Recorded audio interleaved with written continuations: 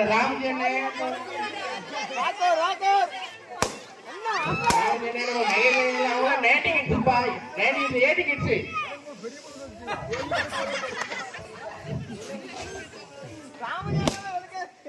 ஆட்டோக்காரர் ஜெயிச்சாருன்னா அவருக்கு இன்னொரு ஆட்டோ பரிசு.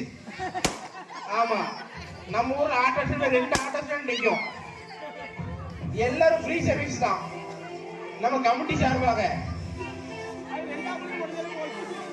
கோவை அண்ணாச்சி பாய் சார்பாக 2 ஆட்டோ ஃப்ரீ சர்வீஸ் நிற்கும். நம்ம ஊர் ஆலமரத்துல